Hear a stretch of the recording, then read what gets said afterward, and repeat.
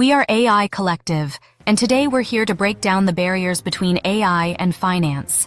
Our team merges cutting-edge AI innovation with financial strategy to help businesses thrive. Let me introduce you to the powerhouse women behind AI Collective. Angela Hawkins, AI consultant, entrepreneur, and corporate finance expert. Angela built Bamboo, an eco-friendly sleep solutions company, into a six-figure business over 5 consecutive years. She now empowers small businesses by integrating AI into their operations, driving innovation and efficiency. Pamela Jasper, founder, CEO, AI consultant, software engineer, and investor. With over 30 years in tech, finance, and real estate, Pamela has developed security software for Fortune 500 companies and managed multi-million-dollar portfolios.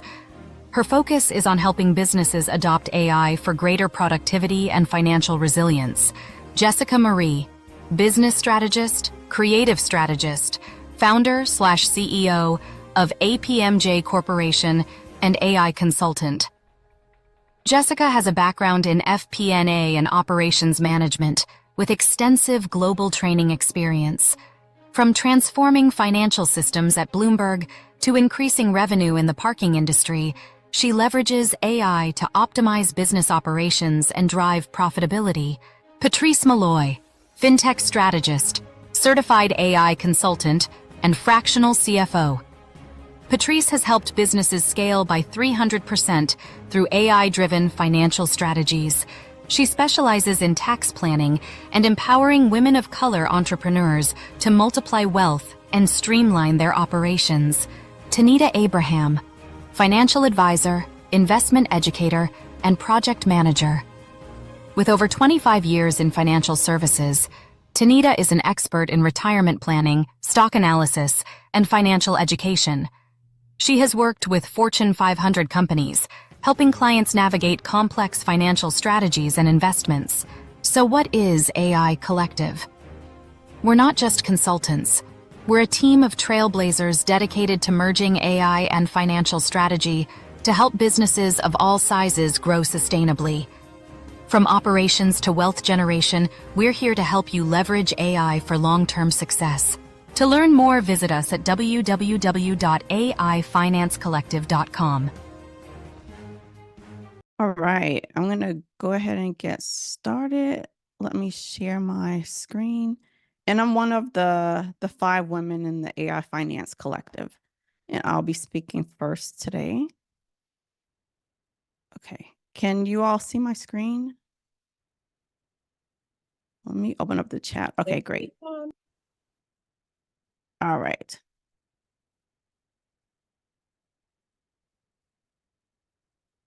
So today I'll be talking about how to utilize AI to do your 2025 personal financial planning.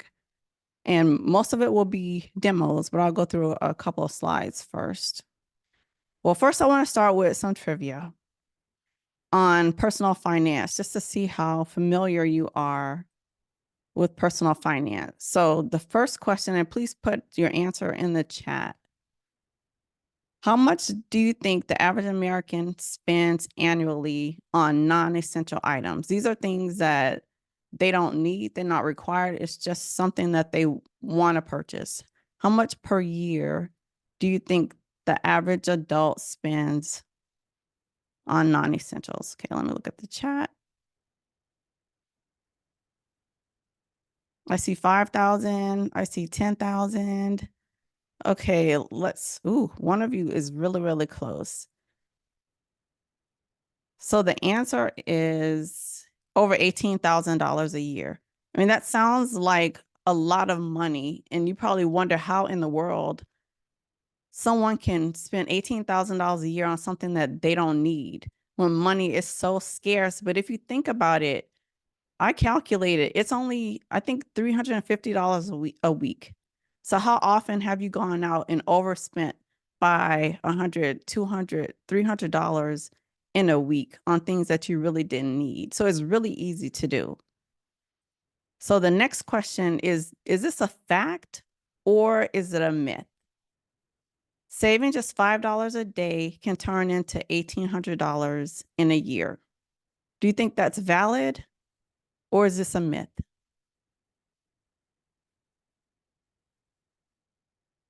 Okay, I see both valid and myth. This is a fact. And this is $5 a day, even with no interest added, is $1,800 a year. So if you put that in the bank and you are drawing interest, it's even more than that. So think about every little thing that you spend adds up. The coffee at the coffee shop, going out to lunch, everything adds up. And think about that bill you had that you wish you had $1,800 to pay for. So it's really important to keep track of what you're spending. And this is the last one. Wait, let me turn off my camera. Okay, so this is the last question I have. What percentage of Americans don't follow a monthly budget and have no idea where their money is going? Wow, I see a lot of high percentages. Okay, it's not quite that high, but it's high enough. So 65% of Americans don't have a detailed monthly budget that they follow. Why? I don't know. I mean, part of it could be because a lot of people don't want to be on a budget. They don't like math.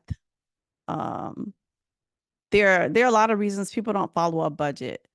So, but I know the average person struggles with not having enough money for what they need. And I don't think people realize that having a budget could be the answer to that.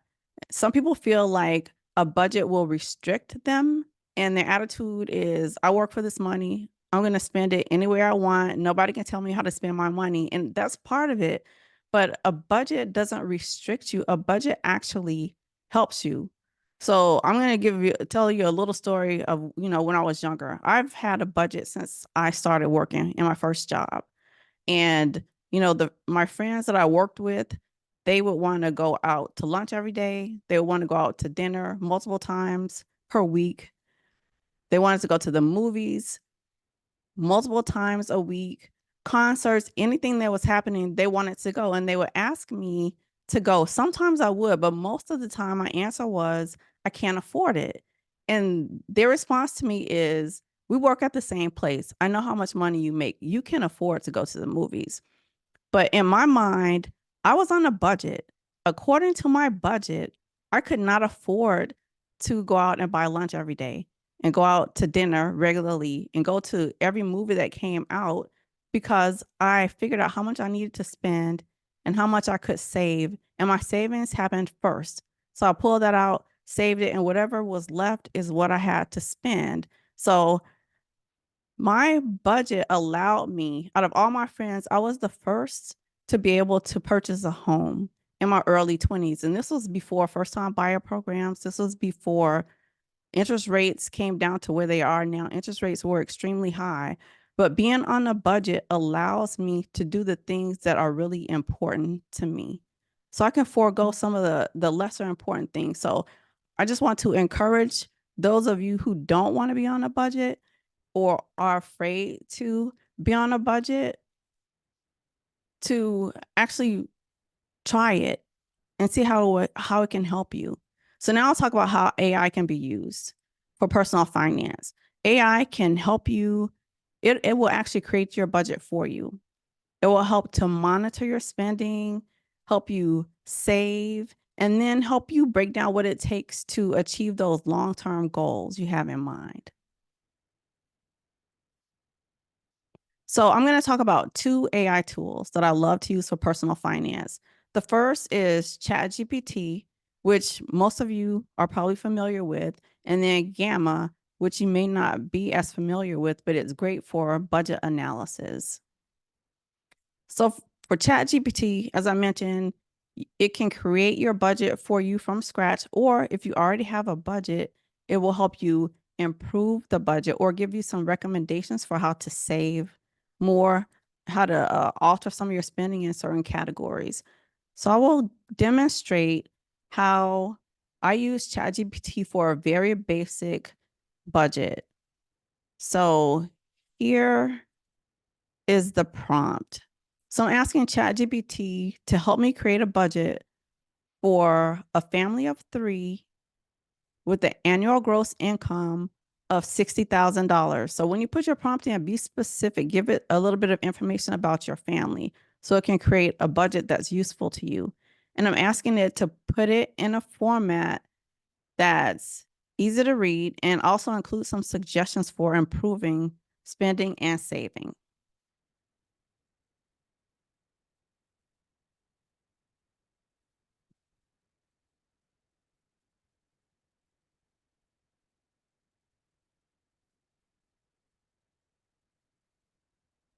Come on, Chatty, speed up.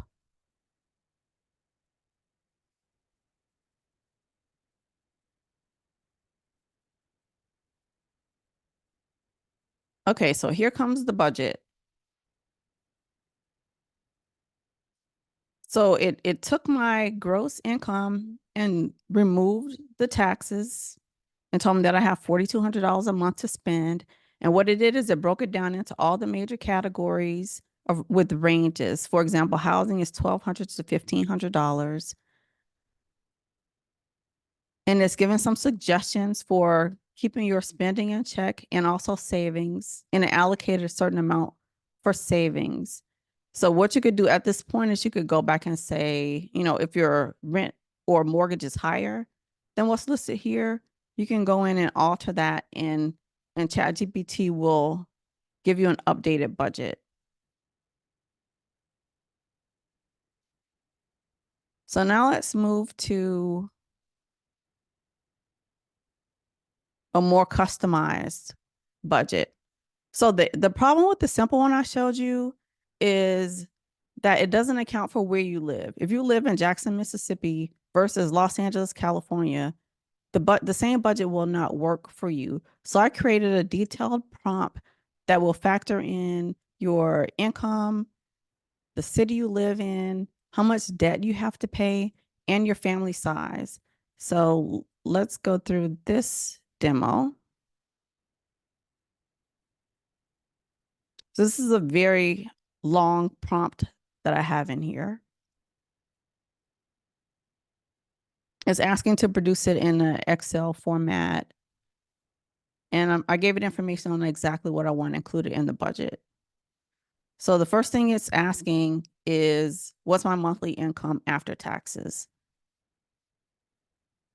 So I'm going with $5,000 a month. I received a raise since the last demo we did. And the next question is, what city do I live in? Houston, Texas. Family size. Because all this information has a major impact on the budget. And I want something I can actually use. So how much debt do I have to pay off? Include credit cards and student loans, whatever you have. So these are all the categories that will be included in the budget. Housing, food, transportation, savings, debt repayment, medical, insurance. So now ChatGPT is thinking. What it's doing is it's going out to look at data for Houston, Texas specifically. How much does transportation cost? How much are groceries?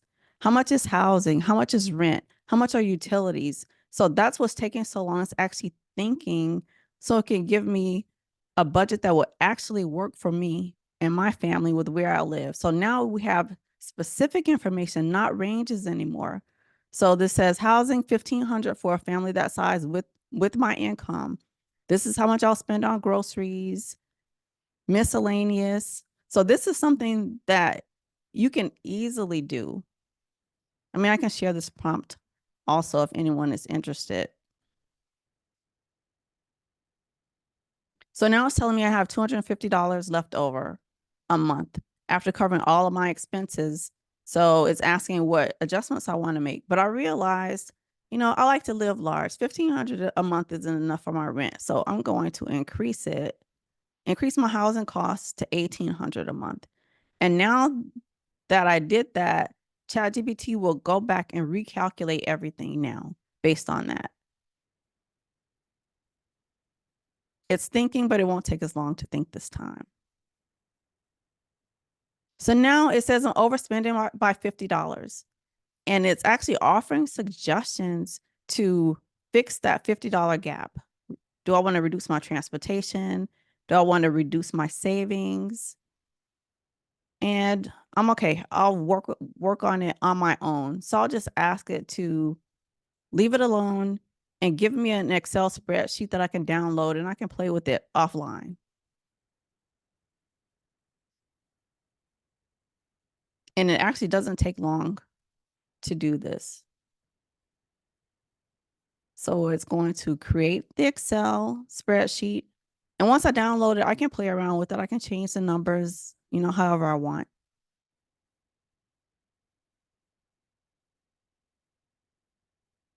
Okay, so now we have the downloaded spreadsheet.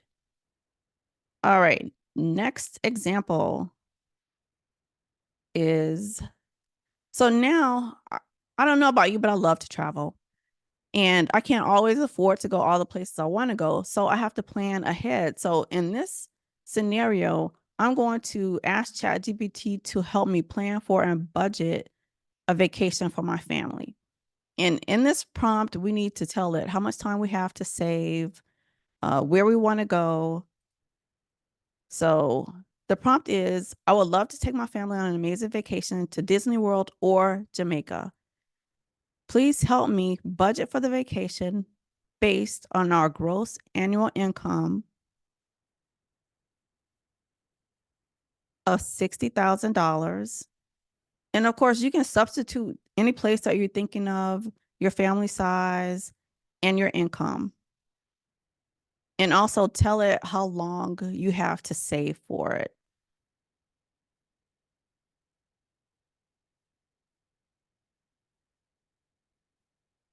So the trip will be for 2 adults and 2 children, and I want to go in 2 years. Let me speed this up a little bit if I can. Oh, I sped it up a little bit too much.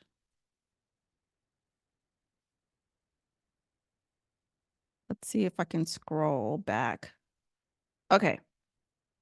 So here it is. So ChatGPT went out to look at the cost of vacations. So for Disney World, the total would be $6,750, including everything, all the food, souvenirs, transportation, flights. And then for Jamaica, for all-inclusive resort, the cost would be $5,300. So now it's breaking down what I would have to save per month to be able to afford the vacations. And it also looks at my budget to see if I'll be able to afford it. And it shows me that I can. So for those who don't budget because you don't like math, you don't have to know anything about math. Just let Chatty do everything for you. So hopefully that was helpful. So now we'll move on to Gamma. Gamma is great for analyzing your data, your actual data, and also your budget. It can identify patterns and trends in your spending.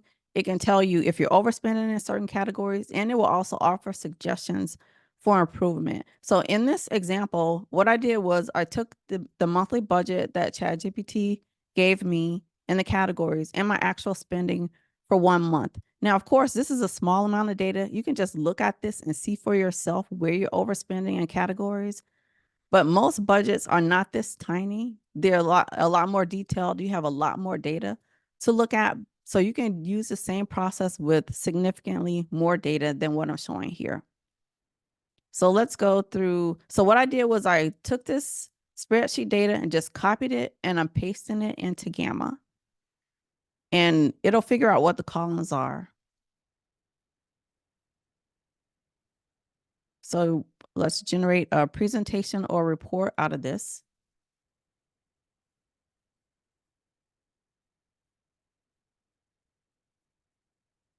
I'm going through all the steps in case you haven't used Gamma before so you can see what the process is. Then you just select the template you want to use and hit generate.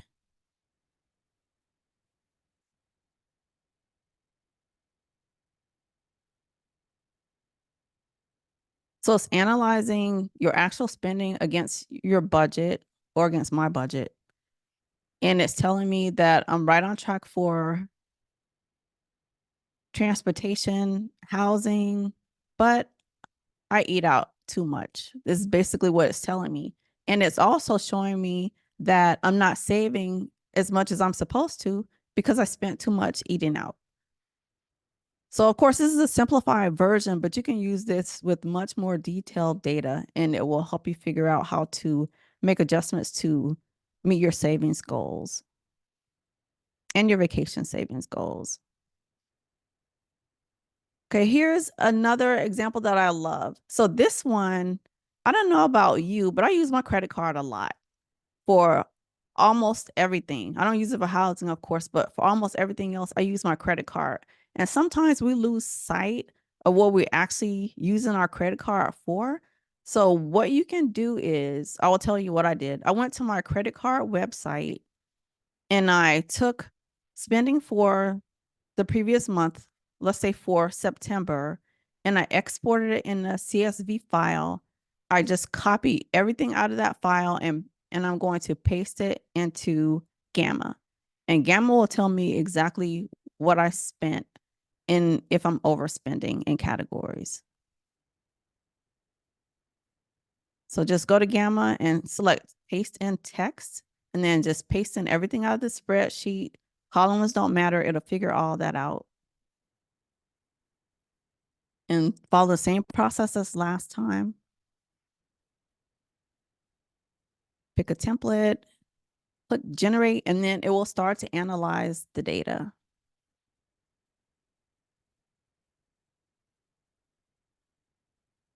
And it's moving so fast that I can't even read it. So this just shows you how fast the data is analyzed.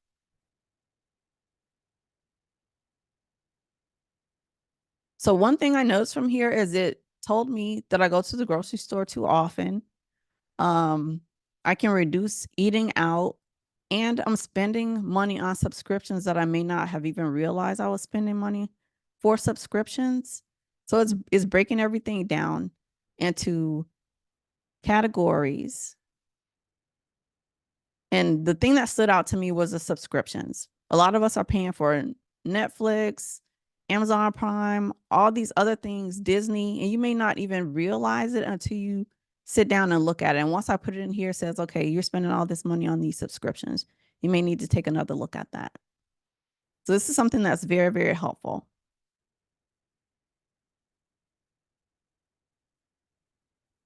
Okay, so in conclusion, I'm highly encourage you to create a 2025 budget. It is not restrictive. It's helping you. Having being on a budget keeps me from spending money on the things that I don't really want. So I have it for the things that I really, really need, like healthcare and house and investments and planning for retirement. And, I go back to in my early 20s, I was able to buy a house many, many years before any of my friends because I put myself on a budget. It is not to hurt you, it's to help you. And then, make sure you use the AI tools I recommended. And there are many others out there. Also, leverage AI for planning, analysis, and for your long-term goals, such as that vacation or a house or a second house or whatever it is. And I do have a QR code for a link to a free AI personal finance guide. So we can go to any questions now. And I think I saw some in the chat.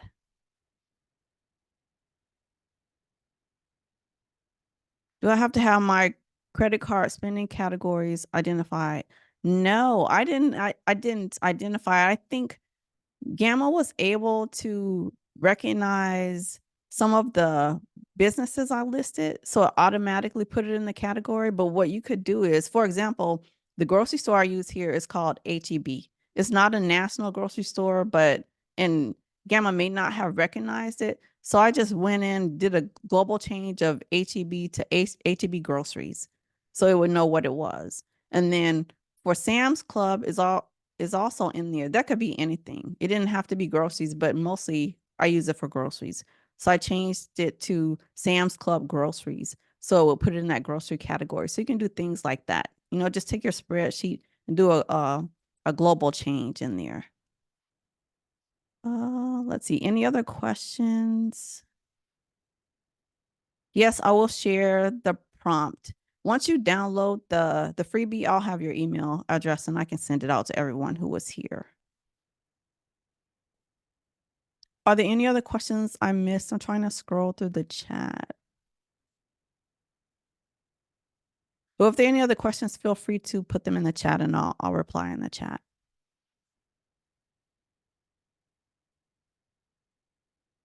And I will turn it over to Tenita.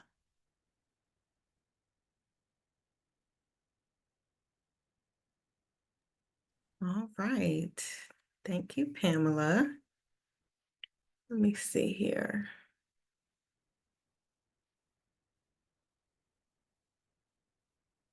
All right, I'm just getting ready to share my screen. Hope you guys are ready.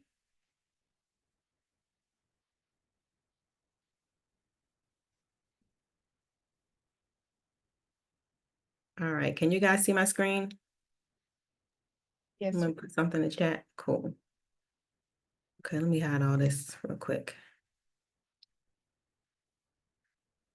So speaking of Gamma, I made my presentation in Gamma. So if you are not a Gamma aficionado like we seem to be, the shameless plug definitely can be used for so many different things. So thank you, Pamela. That was great. I didn't even think about using Gamma for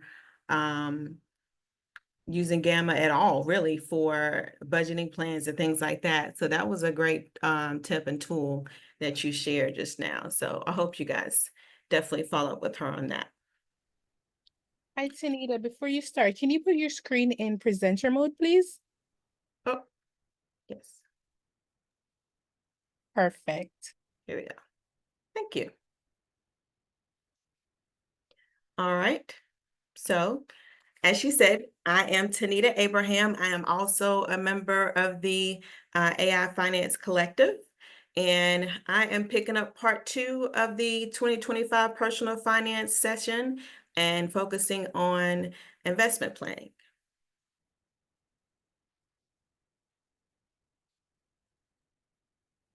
All right, so a little bit about me.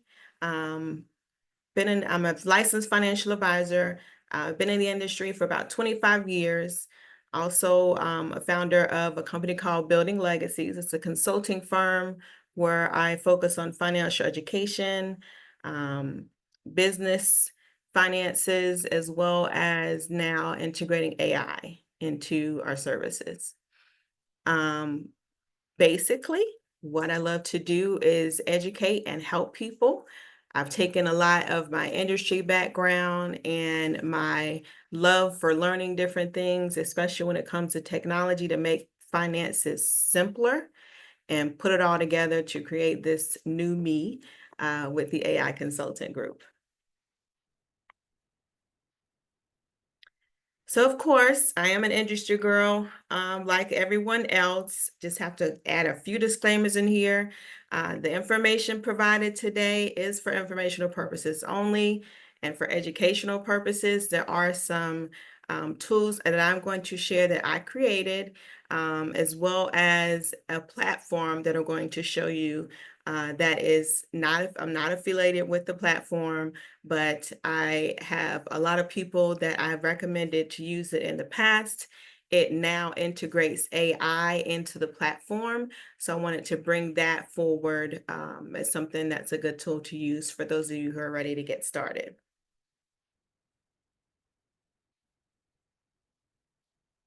So a few things that we need to remember when it comes to investment planning. So of course, Pamela did a great job of going over understanding your budget, understanding what your goals are, putting those pieces together to get you ready for whatever you want to do with the money going forward.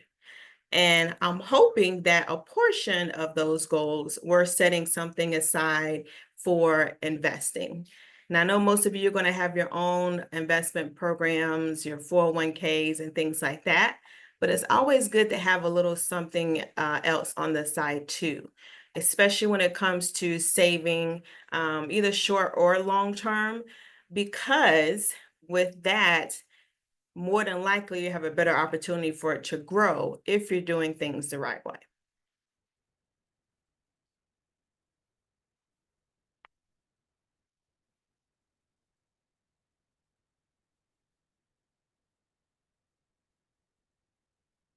All right, here we go. So some additional things you need to think about when it comes to investing is, of course, your financial goals that we already discussed, assessing your risk, and then your risk tolerance. So when we say risk tolerance, I'm pretty sure most of you have heard of that before. Who considers themselves, when it comes to risk tolerance, you just answer in the chat. What do you think your tolerance is? Are you a person that you would say is more on the conservative side, someone that is higher risk and on the aggressive side, or somewhere in the middle? I see some conservatives, low risk, in the middle, low. So about an equal amount of responses here in between. Yeah. For a lot of people, they consider themselves either low or in the middle, depending on where they are. Of course, if you are a low tolerance, you're typically someone that's closer to retirement or closer to that specific goal for that specific account. So for example, your time frame is going to be shorter. So if your time frame to, let's say, go on a trip with this specific account is in 5 years, then you're definitely going to want to have a little more protection for that account. So your risk tolerance for that will be lower. So just use that for an example. So good to know where your risk tolerance is. And because of that, one thing I wanted to show in a minute is how to use that. Oops. So Pamela went over this also, so I'm not going to go into detail. But of course, when you're looking at your financial health and your risk tolerance, make sure that you have your goals and whatnot set in line when it comes to your overall health. You have your emergency fund set aside. You have your savings set aside. Sorry, I think you hear the train. You have your savings set aside, and then you're ready to move forward for next steps.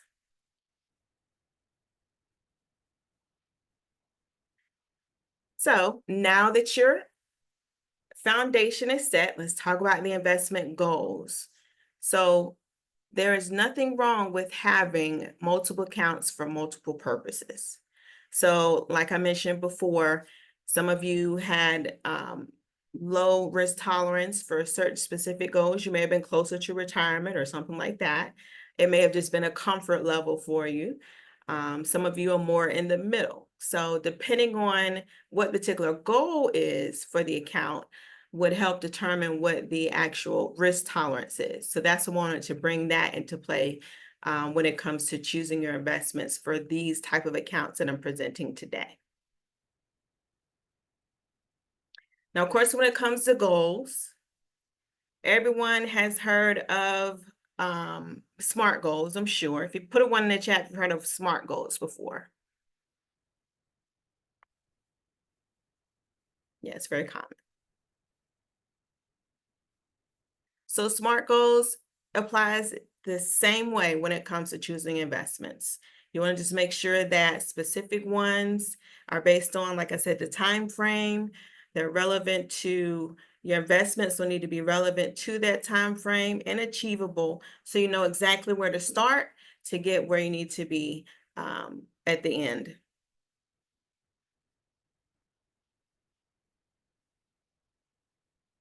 And then going back to understanding your risk tolerance, that helps you determine your financial status.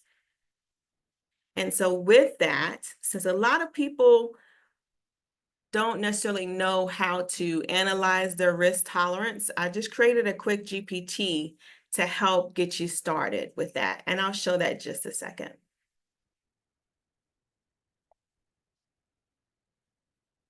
Okay, so you'll have access to this. I will be sending this to you as part of my freebie after the presentation. But when it comes to, again, specifying your risk tolerance for specific goals, for specific accounts. So in other words, you have your retirement plan with your company, your employer, or your individual retirement plan if you're an entrepreneur. But you may also have some smaller investment accounts set aside for growing funds for a specific goal, like we mentioned before. So that particular goal, you can actually use this GPT to determine what investments you could be in based on your specific situation to get started towards that goal. So just to show you right here, it'll start with your age, your goals for any specific risk tolerance that we mentioned before. And let's just say I'm beginner. It's pretty easy. Short term, because I'm trying to go to Maui in 3 years. I'm saving for other, in this case, a trip. And then at that point, I'm actually pretty aggressive.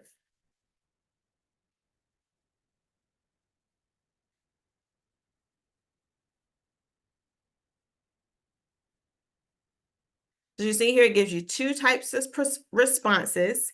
And those 2 types are going to get you an idea of which path you want to go. And then it's going to, from there, give you the asset allocation for the specific funds. So again, risk tolerance also takes into consideration your time frame, but it also takes into consideration your comfort level. So that's why I wanted to make sure you had options when you go through this tool here. So let's just say I'm comfortable just going all in and see what it gives me. So here, as you see, the outcome is just basically, even though you're a beginner, you have a 3-year time frame. It suggests a specific portfolio for you of mostly stocks, a little bit of bonds, and a little bit of cash set aside. So not as much protection for your investments to reach that goal, but also gives you a faster way of getting there. So how do you guys think that will work for you?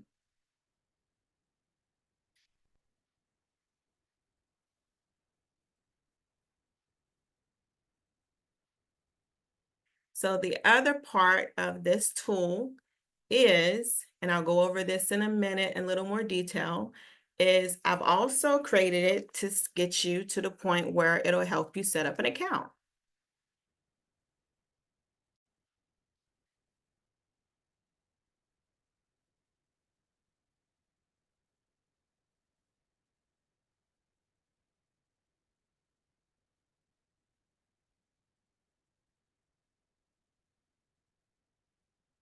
I see someone said, how much should you start? That's a great question, because I didn't put that in this specific example, but once you get here to the brokerage platform and get you to the point where it start asking more questions to get started, that's when it'll tell you an example as far as how much you have, what your final goal is, and what investments you need to do to get there. You can blame chat in some things, some situations. Now, it's not perfect, but it definitely is a good tool to use. But basically, at the end, I just wanted to show that this is something that will definitely be a good way to get you started, get you thinking along the path of setting up certain specific accounts for specific needs, in addition to your overall financial situation, because you don't always have to use a savings account per se, just to be able to reach a certain goal quicker. So keep it still here where keep your retirement funds where your retirement funds are, and then have your funds set aside for your if buying a future house, or maybe for a wedding or a trip or something later on. Definitely whatever goal you have. If you're comfortable moving into something that's a little more risky than a regular money market account or something like that, you can easily set up an investment account for that.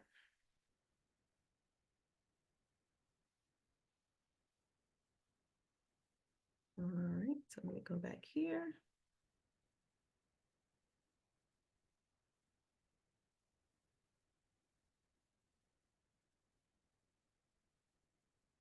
So that's what the tool did. That tool will help you again with diversification, setting up a balanced portfolio. And like I said, that's your AI assistance that will give you the suggestions that you need to get started. Oh, I keep seeing everyone note taker. So y'all can hear me, correct? Put a 1 in the chat, you can hear me. Okay, cool. Just wanted to make sure. All right, and then for these types of accounts, what I have always recommended is M1. Now there's quite a few different platforms that are similar to M1, but I wanted to present this one because it's something that I am familiar with quite a bit. It was a good place to start for quite a few people back in when we first started, let's say 2020, don't want to call it what it was, around 2020, 2021. And it made investing, to me, from the industry side coming over, it made investing or comfortable for people, let's say. And with that was a good way to get people started in learning how to invest on their own. And because it set it up as pie systems. And I'll show you that in a minute. I have a video for that.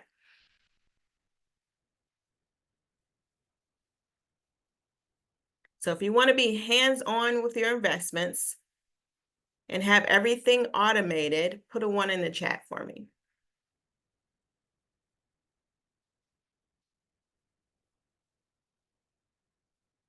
Good. That's my goal. That is my goal from 25 years in the industry. And also watching some things happen to our parents when they were, they weren't as protected, 20, 30 years ago when it came to savings and investing and life insurance policies and all of that. The bottom line is they weren't taught, so they didn't understand everything. So everything relied on the actual financial advisor. Even to this day, and when I left the corporate side, in 2021, it was the same thing for people my age, people younger. I had everything from someone in their 20s who had started saving because of their parents at a very young age. And then we had some people still in their 60s getting ready for retirement who didn't understand that their 401k wasn't going to supplement their living once they retired. So my mission has been and will continue to be to get everyone to take more control of their finances and their future and understanding how that's supposed to work. Now, thankfully, we have tools to help with that. Now, a couple of things though that always you always need to remember when it comes to, investing on your own. How many people think the hardest part of investing outside of just knowing what to do is sticking with your plan?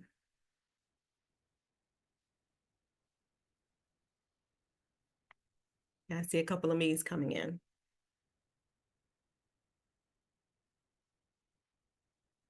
Pamela, yours on autopilot, that's the best way to go. Yeah. Most people, I don't say fail, but they hit some setbacks because of fear in the market.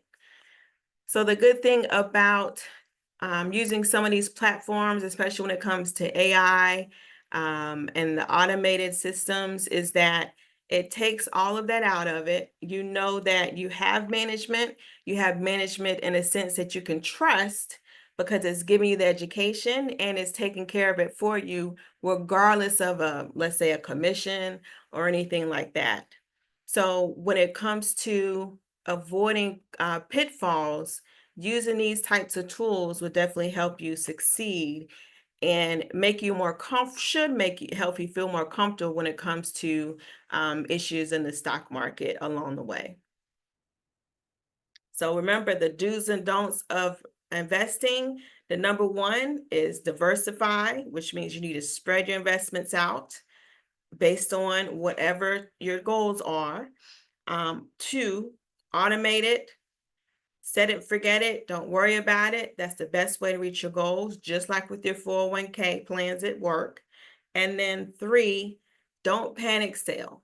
You can't time the market, just like you can't time the market in your 401k. Don't panic sell in your investments.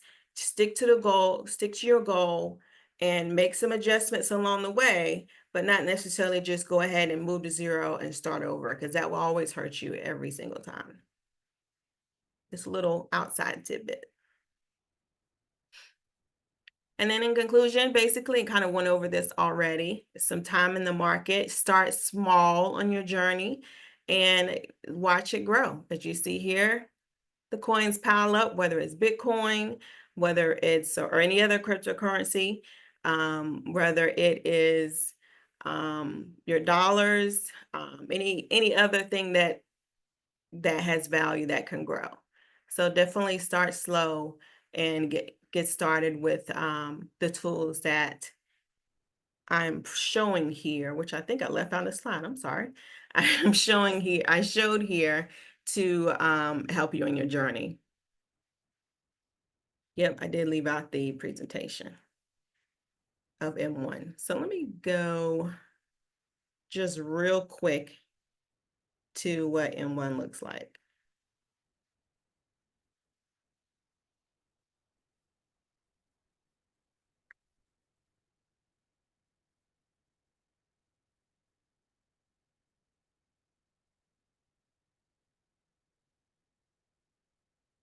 And me and my password, guys. While I'm pulling this up, does anyone have any questions so far in the chat?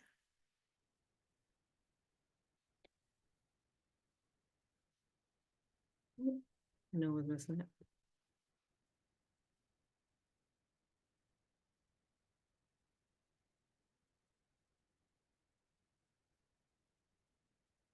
No, everybody good? Okay. So this is one thing, and I'll send this. This will be a part of your freebie also. But this is one of the reasons, like I said, I like M1. You can set it up as certain pies for certain goals very easily. So as you see here, this is back, I think I started as a 99 and 1920, somewhere around there. And I had some set aside based on, what I was interested in investing. And I also had some on the screen that were for specific time frames. And those I just put in as just say suggested portfolio that was very aggressive if I started with $100. And then it would tell me how much additional to put in every month or every week, and it will automatically take care of everything for you. So that's why I loved M1 as a great way to get started with a smaller account that'll help you save towards specific goals. And or if you wanted to just set up different, what we call pies for different situations. All right. And then that is it for me.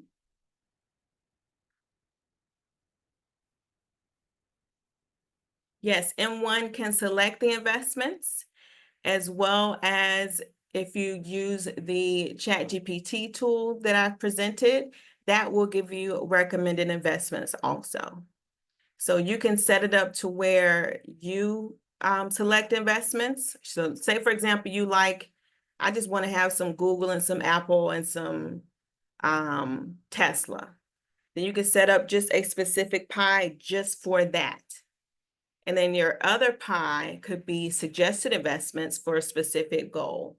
So it's good for having just a small play account just to have access to reinvesting in some stocks, as well as a smaller account or smaller accounts where you can set it for specific goals. Exactly. It's just a very easy way to get started.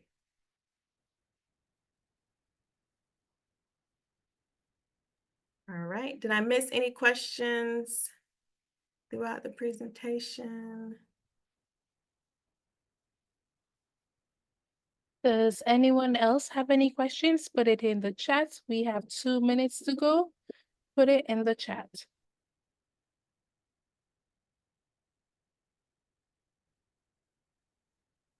Yeah, the key to a budget is, as Pamela went over perfectly, I'm actually probably going to use Gamma now to kind of put all my stuff together, because that definitely makes it easier. I wish I would have had that when I was in the corporate world to present to clients, because the hardest part is getting started, and the main place you need to start getting started is with the budget. So that's the best place to kind of figure out first, and then going forward to where your funds are going to go. And that's where that risk assessment and that allocation tool comes in.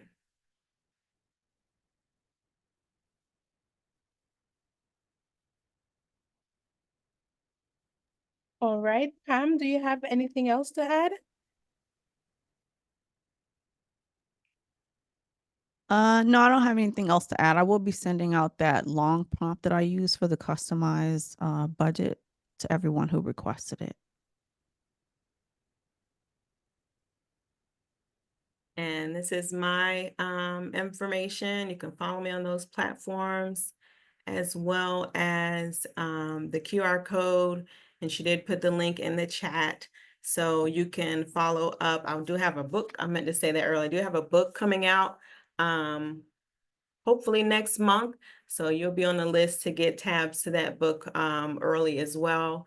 And definitely look out. I forgot to put the our video back at the end, but definitely look out for what Pamela and I and some friends I see in the chat, Angela, Patrice, what we put together as a group. We're definitely looking to bring a lot more insights like this, and we hope to see you again.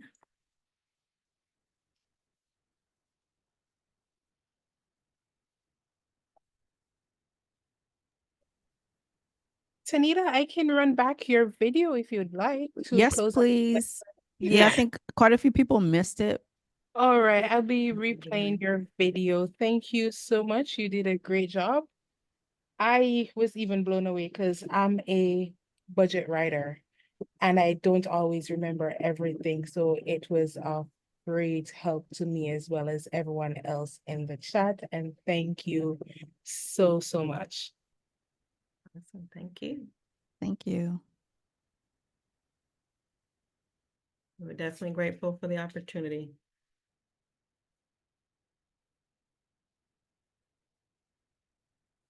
We are AI Collective, and today we're here to break down the barriers between AI and finance. Our team merges cutting-edge AI innovation with financial strategy to help businesses thrive. Let me introduce you to the powerhouse women behind AI Collective. Angela Hawkins, AI consultant, entrepreneur, and corporate finance expert. Angela built Bamblu, an eco-friendly sleep solutions company, into a six-figure business over 5 consecutive years. She now empowers small businesses by integrating AI into their operations, driving innovation and efficiency. Pamela Jasper, founder, CEO, AI consultant, software engineer, and investor. With over 30 years in tech, finance, and real estate, Pamela has developed security software for Fortune 500 companies and managed multi-million-dollar portfolios.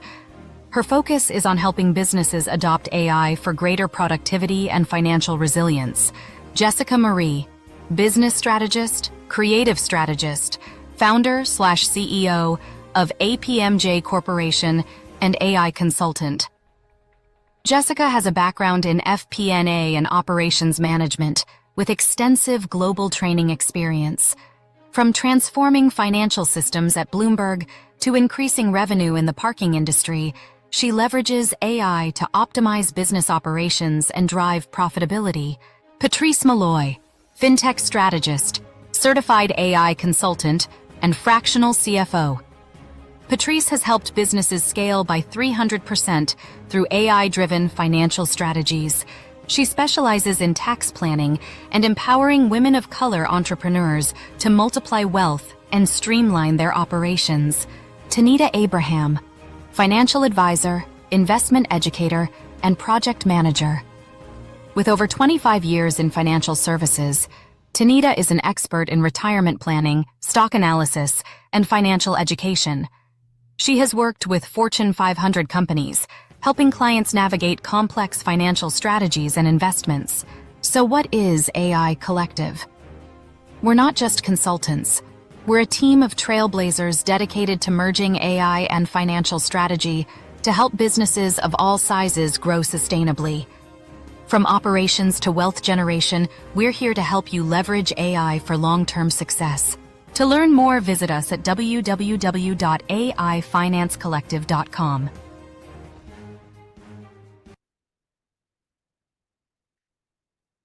That is us. Thank you again, ladies. That's it for today's session, and we'll see you on the next one. Bye. Thank you. Bye-bye.